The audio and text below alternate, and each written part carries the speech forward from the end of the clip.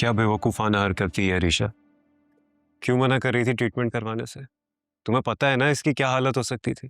जो डैड ने मुझे जख्म दिए ना, उसके आगे ये जख्म की कोई वैल्यू नहीं है।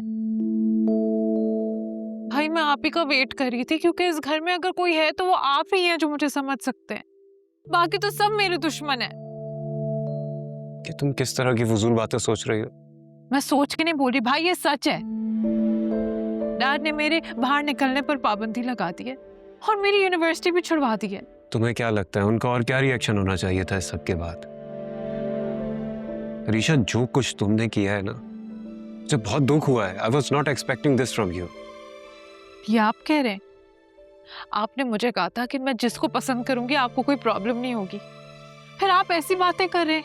मैं अपनी इस बात से अभी भी इनकार नहीं करूंगा ऋषा, लेकिन पसंद दोनों तरफ से होती है, सिंसेरिटी दोनों तरफ से होती है। लेकिन वो लड़का नहीं है तुम्हारे साथ सिंसियर, ना ही तुम्हें वो पसंद करता है।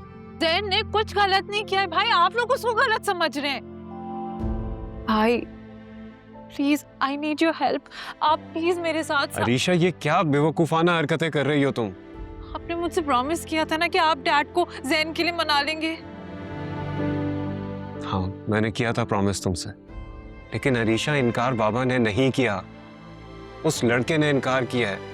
मैं बाबा से क्या बात करूं इस बारे में?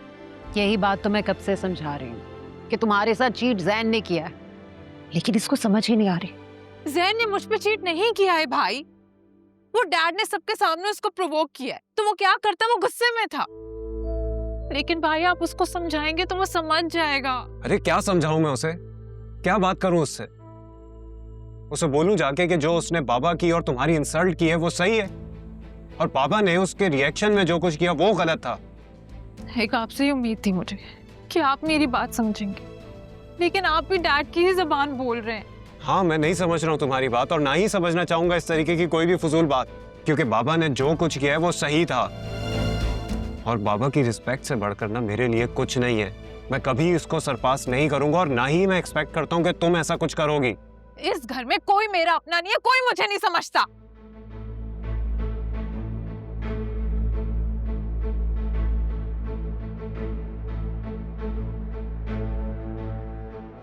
समझाएं इसको मॉम, इसको किसी बड़े की इज्जत का कोई ख्याल नहीं रहा। Sufyan, I think she's stressed out. We need to leave her alone for the moment. अच्छा, मैं तुम्हारे डैड को कॉल करती हूँ, पता नहीं कहाँ। नहीं, आप रहने दे, मैं खुद कॉल कर लेता हूँ।